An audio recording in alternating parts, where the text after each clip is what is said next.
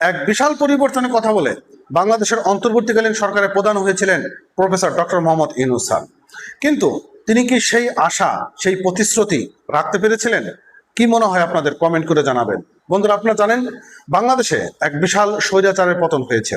সেই স্বৈরাচার পতনের মধ্য দিয়ে বাংলাদেশের অন্তর্বর্তীকালীন সরকারের প্রধান হয়েছিলেন ডক্টর মোহাম্মদ ইউনূস স্যার, এবং ওনার ঢেলে সাজানো কিছু উপদেষ্টা মণ্ডলীরাও তারা কি কি করেছে সেটি আদ্যপন্ত আপনাদের সবকিছু জানা রয়েছে। তবে আজকের গুরুত্বপূর্ণ কয়েকটা বিষয় নিয়ে আলোচনা থাকবে, যে আলোচনাগুলো কন্টিনিউ করতে থাকেন। আপনারা জানেন যে বাংলাদেশে প্রধান উপদেষ্টা হিসেবে ডক্টর মোহাম্মদ ইউনূস স্যার যখন শপথ নেন, তখন সারা বাংলাদেশের মানুষ ওনার প্রতি একটি আস্থা রেখেছিল। মনে হয়েছিল তিনি কিছু সংস্কার করবেন, যে সংস্কার হয়তো বাংলাদেশের অনেক ভাগ্য পরিবর্তন হবে। কিন্তু দুঃখের বিষয় বলতে হয়, আজকে সেই ডক্টর মোহাম্মদ ইউনূস স্যারকে গ্রেপ্তার করানোর জন্য এখন মিছিল করা হচ্ছে। বলা হয় তিনি বাংলাদেশটাকে শেষ করে থিয়ে গিয়েছেন, তিনি মার্কিন যুক্তরাষ্ট্রের কাছে বাংলাদেশকে লিজ দিয়ে থিয়ে গিয়েছেন। এটা তো আশা কখনো আমরা করিনি।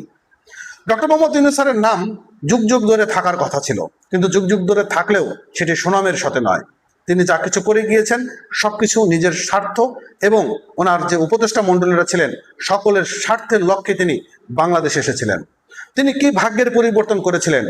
দুঃখের সঙ্গে বলতে হয়, আজকে প্রতিনিয়ত হামজনিত কারণে কতগুলো শিশু মারা যাচ্ছে, অথচ ডক্টর মোহাম্মদ ইউনূস স্যার এবং তার যে স্বাস্থ্য উপদেষ্টা ছিলেন তাদের অবহেলার কারণেই প্রতিনিয়ত শিশু এভাবে মৃত্যুবরণ করছেন। চলুন আজকে আমরা একটু বিডি প্রতিদিন থেকে একটা বিষয় আলোচনা করার চেষ্টা করি, যে ডক্টর মোহাম্মদ ইউনূস স্যার এবং তার উপদেষ্টাদের দেশ ত্যাগের নিষেধাজ্ঞা চেয়ে কেন রিট করলো। বন্ধুরা, হামের টিকা কর্মসূচি বাতিলের সিদ্ধান্তকে কেন্দ্র করে অন্তর্বর্তীকালীন সরকারের ভূমিকা তদন্তের নির্দেশ দিয়ে হাইকোর্টের রিট দায়ের করা হয়েছে। একই সঙ্গে সাবেক প্রধান উপদেষ্টা ডক্টর মোহাম্মদ ইউনূস সহ উপদেষ্টা পরিষদের সদস্যদের দেশ ত্যাগের নিষেধাজ্ঞা দেওয়ার আবেদনও জানানো হয়েছে। রবিবার সুপ্রিম কোর্টের আইনজীবী ব্যারিস্টার এম আশরাফুল ইসলাম হাইকোর্টের সংশ্লিষ্ট শাখার এই রিট দাখিল করা হয়। রিটে দাবি করা হয়, হামের টিকা কর্মসূচি বাতিলের সিদ্ধান্ত ফৌজদারি অবহেলা হিসেবে বিবেচিত হতে পারে।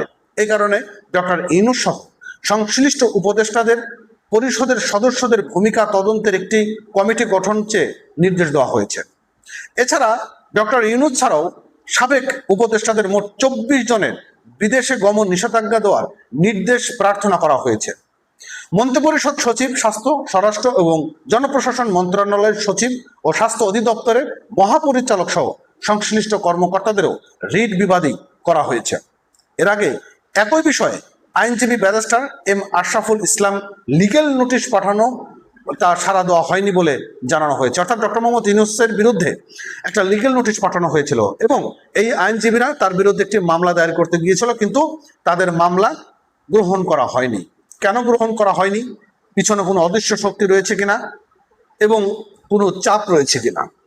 তবে এই নতুন সরকারের কাছে, বিএনপি সরকারের কাছে একটি আকুল আবেদন, কারো প্রতি তাকানোর দরকার নেই, সহানুভূতিরও দরকার নেই, কোনো কিছুরও দরকার নেই। আপনারা আপনাদের মতো করে তদন্ত করে যে দোষী তাকে দোষী সাব্যস্ত করে আইনের আওতায় আনুন। যে সকল শিশুরা মারা যাচ্ছে প্রতিনিয়ত, তাদের আত্মার শান্তি পাবে। ভালো থাকেন। নতুন হয়ে থাকলে আমার চ্যানেলটি সাবস্ক্রাইব করে রাখবেন, আর পেজটি ফলো করতে ভুলবেন না, ভিডিওটি শেয়ার করবেন। ধন্যবাদ।